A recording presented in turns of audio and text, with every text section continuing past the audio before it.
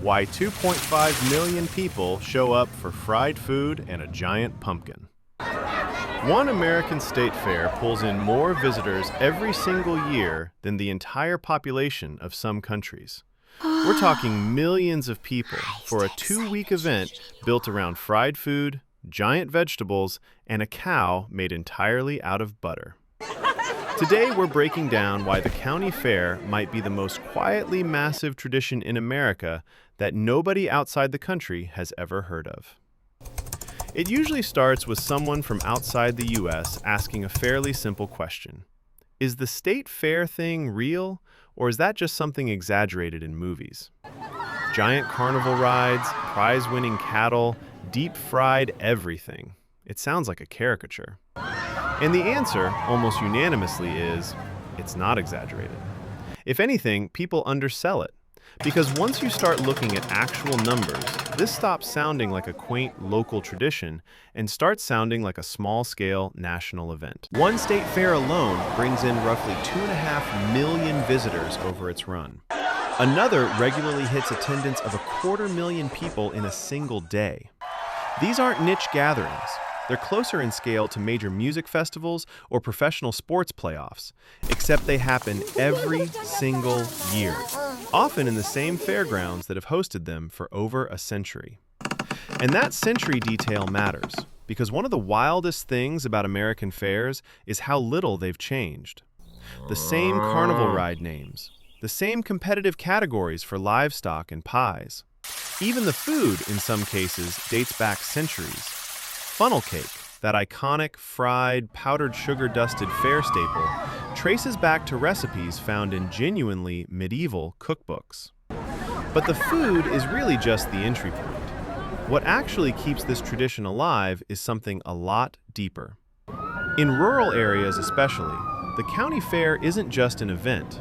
It's the biggest thing that happens all year. Kids spend months raising livestock specifically to show and compete at the fair. Families plan around it. Entire local economies, from volunteer fire departments running beer tents to 4-H youth programs judging hand-sewn quilts, depend on that single week. There's a genuinely touching detail that comes up constantly. Kids in agricultural youth programs will camp out at the fairgrounds for the entire week with their animals, because showing livestock isn't a quick activity. It's basically a small job they've been preparing for all year. And then there's the part that turns this from nice tradition into full-blown regional rivalry. Ask which state has the best fair, and you will start an argument that never actually ends. Minnesota residents will tell you their fair is the largest on a single-day basis anywhere in the country. Texas will point out their fair runs longer and pulls in more total visitors than anyone else, period. Over 2.5 million people across roughly 4 weeks. Officially the largest state fair in the world. Meanwhile, people from the Midwest Corn Belt, Iowa, Wisconsin, will just quietly insist their fairs are actually the best ones, and everyone else is getting distracted by size. It gets specific, too. Minnesota's fair is famous enough that even people who've never been there recognize the marketing. Billboards showing surreal, almost artistic landscapes made entirely of corn dogs stretching to the horizon. People describe deliberately budgeting multiple separate days at the fair.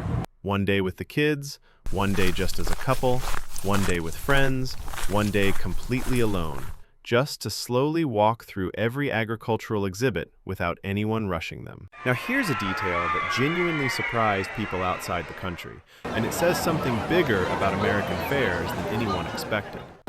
Someone originally from Liberia, living in the U.S., described volunteering at a state fair with 500,000 attendees over its run, and being stunned that there was no fighting.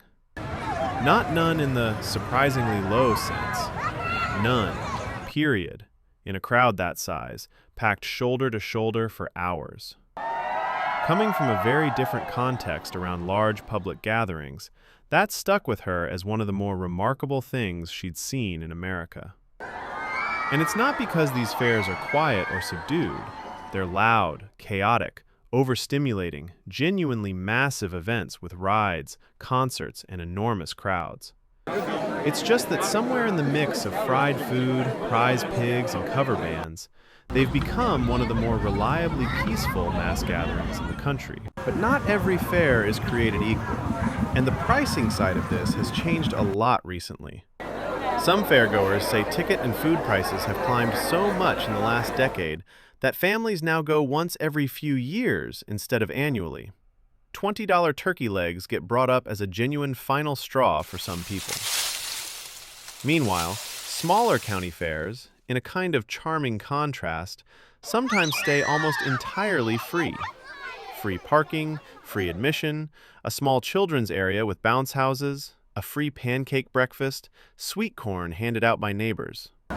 Same tradition, wildly different price tag, depending entirely on whether you're at the small local version or the massive state-level spectacle. And then there's the food debate, which honestly might be more contentious than the best fair argument. Funnel cake versus what some regions call an elephant ear turns into a genuine, semi-serious culinary dispute. Different batter, different technique, passionately defended fans on both sides. Then there's the deep-fried everything phenomenon. Fried Oreos, fried candy bars, corn dogs, and increasingly, things that have absolutely no business being fried but end up fried anyway, purely because it's fair season and the rules don't apply. Underneath the jokes, there's something genuinely meaningful happening too. These fairgrounds often double as the anchor for an entire community's calendar, hosting concerts, historical reenactments, and fundraisers all year, built on land that in a lot of cases used to be an actual working farm, repurposed specifically to keep that agricultural identity alive as the surrounding area modernizes. So put all of this together, and the state fair stops looking like a quirky Americana postcard and starts looking like something closer to a genuine cultural institution. It's part agricultural showcase, part carnival, part family reunion, part local economy, and part multi-generational tradition, all rolled into one event that somehow manages to stay both massively popular and, in most places, largely unchanged for over 100 years. Millions of people, every single year, choosing to spend a hot summer week eating deep-fried food and admiring an enormous pumpkin. Not because they have to, but because it's genuinely one of the few traditions that still pulls an entire community, generation after generation, back to the exact same fairgrounds. And if you think a giant pumpkin and a butter cow is a strange national obsession, wait until you hear why Americans casually sit in a parked car for an hour just to talk. It's a completely different kind of American mystery, and it's coming up right after this. Tell me in the comments, does your area have a fair? And what's the one food you absolutely cannot skip?